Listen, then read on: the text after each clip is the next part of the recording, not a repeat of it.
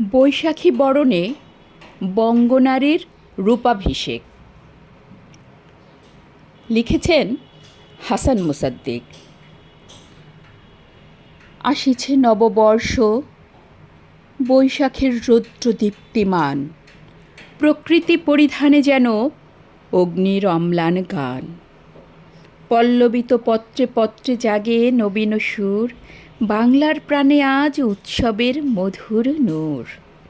বাঙালির হৃদয় আজি উল্লাসে উদ্বেল, পহেলা বৈশাখে মিশে সুখের অমৃত জল।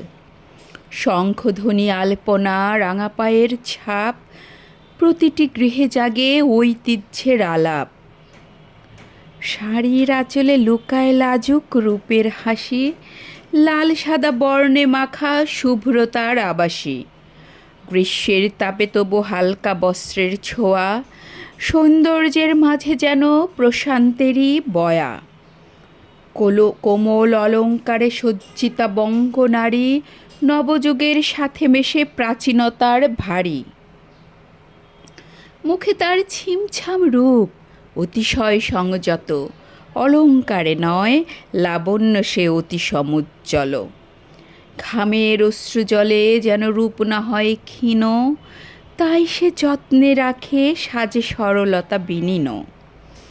অতিরিক্ত আড়ম্বর করে না সে গ্রাহ্য, স্বাভাবিক স্নিগ্ধতায় তার সৌন্দর্য সাধ্য।